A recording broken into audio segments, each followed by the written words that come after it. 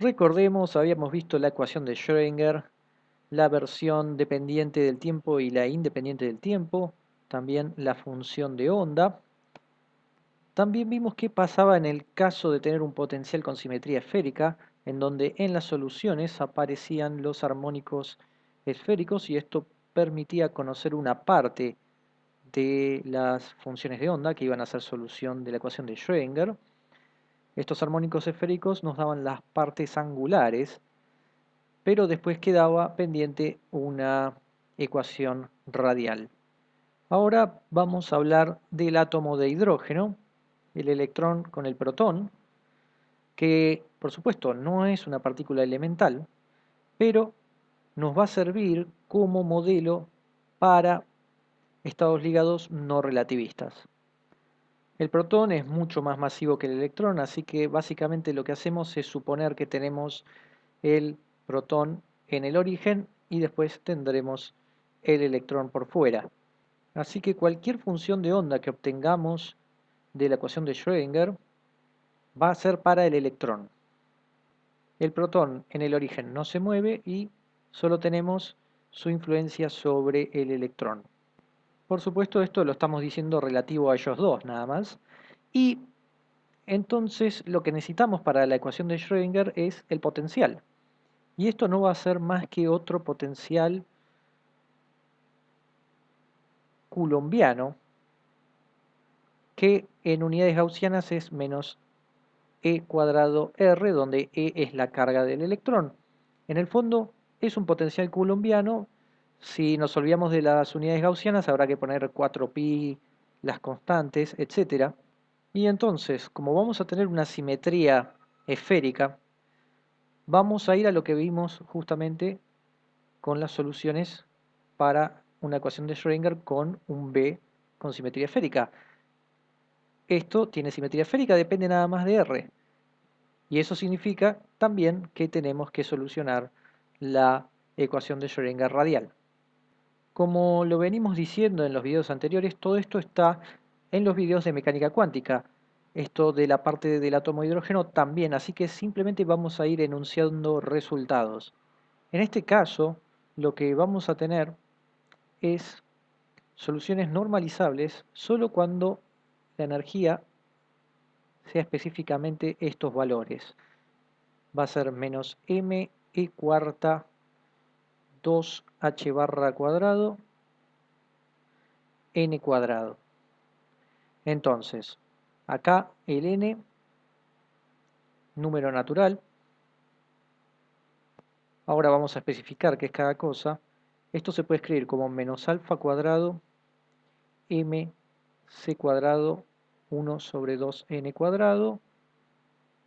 Y esto es igual a menos 13.6 electronvolt sobre n cuadrado.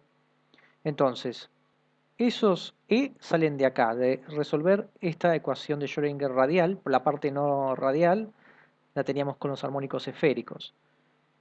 Esos E específicos dependen de un parámetro n, que es un número natural. Después lo demás, tenemos el E, que es la carga del electrón, m es la masa, h es la constante de Planck, acá con la barra. Se puede escribir en términos de este alfa. Alfa es e cuadrado sobre h barra c, que esto es 1 sobre 137.036, que es la constante de estructura fina, una constante muy importante en la física, pero en el fondo acá nos está dando otra forma de escribir las energías y que además se pueden poner como menos 13.6 electronvolt sobre n cuadrado. Entonces lo que tenemos son niveles de energía guiados por este n. Entonces, lo que tenemos es por un lado el n que sale de esta ecuación y por otro lado teníamos el ml y el l que salía de los armónicos esféricos. Tenemos que juntar todo para la función de onda, que por supuesto la fórmula general va a quedar algo largo.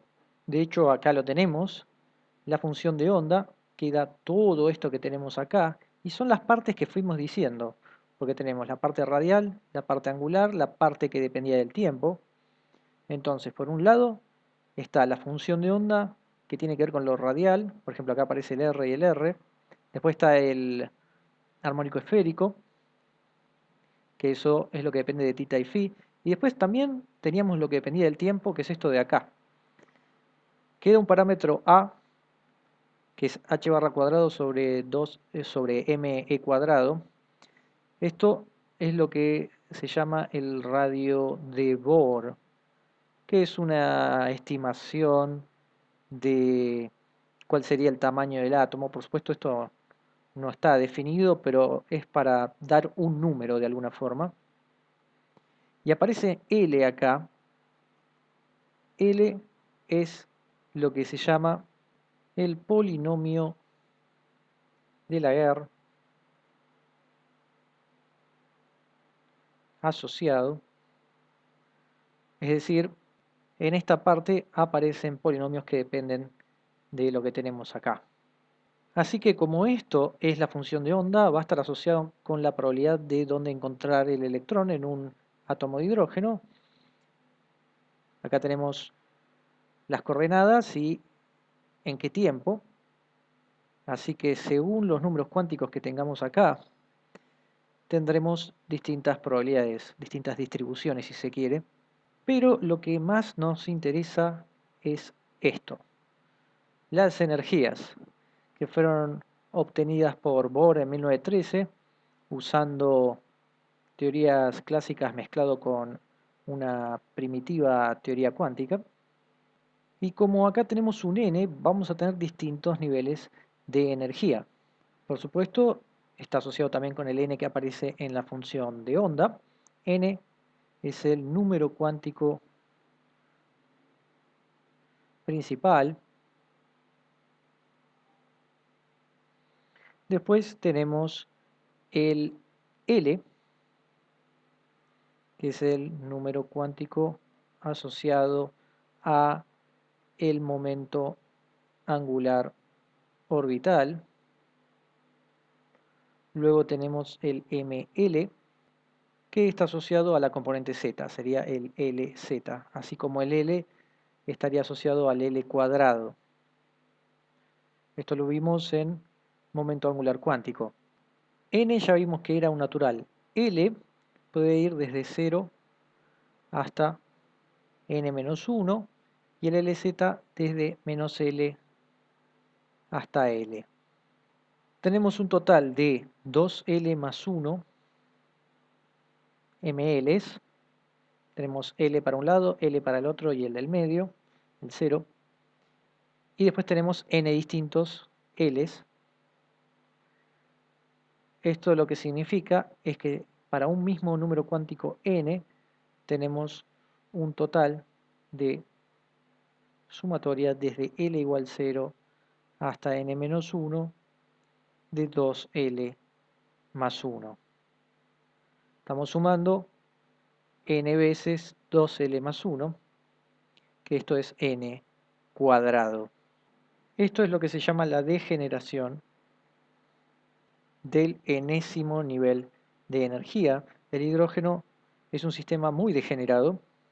Para cada n vamos a tener muchas opciones de lo que tiene que ver con el momento angular cuántico.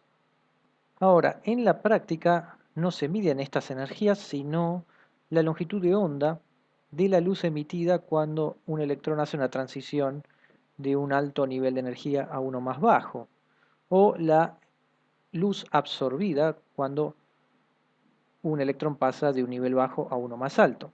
Entonces, según la fórmula de Planck, nosotros tenemos que la energía de un fotón va a ser la constante de Planck por la frecuencia nu, que esto va a ser igual a la energía inicial menos la energía final, que esto va a ser menos m e cuarta 2h barra cuadrado 1 sobre n i cuadrado menos 1 sobre n cuadrado f. ¿De dónde sale esto? Bueno, tenemos que ir a buscar la fórmula de la energía. Como el electrón va a estar en una energía y después va a estar en otra, tenemos una inicial y otra final, y eso va a tener dos n's distintos. Así que Por eso es que tenemos esto de acá. Por lo tanto, si uno puede medir la longitud de onda o la frecuencia, entonces se puede asociar con este lado de la ecuación. La longitud de onda emitida va a ser 1 sobre lambda R 1 sobre n cuadrado f menos 1 sobre n i cuadrado. O sea, de esta forma obtendríamos la longitud de onda, que está acá abajo, donde R es m e cuarta 4pi h barra cubo c, es aproximadamente 1.09737 por 10 a la quinta centímetro. Es decir, es lo mismo que tenemos acá, pero escrito de otra forma, y esto también. Y esta fórmula se llama la fórmula de Rydberg.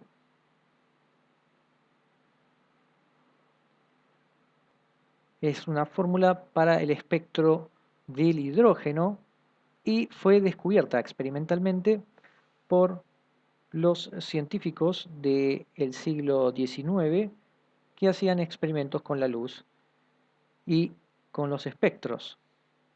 Y para ellos R era simplemente una constante empírica que no está relacionada, en ese momento no estaba relacionada con todos estos valores que tenemos acá.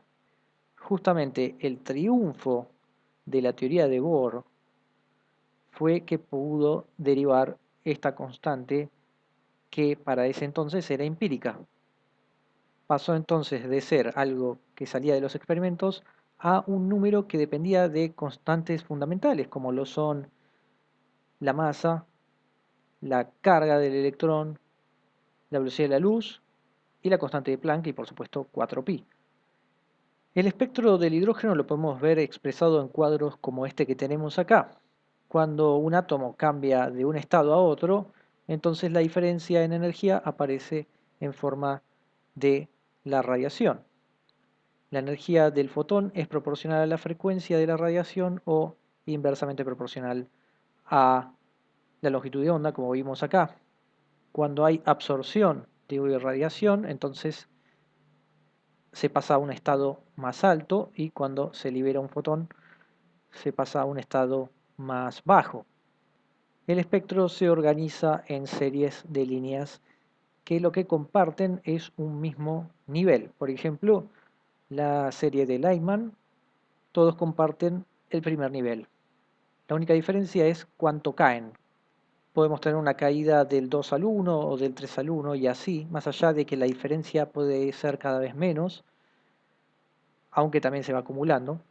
Y si no, tenemos otras series como la de Balmer al del segundo nivel, la de Paschen en el tercer nivel, la de Brackett en el 4, Fund en la 5 y así.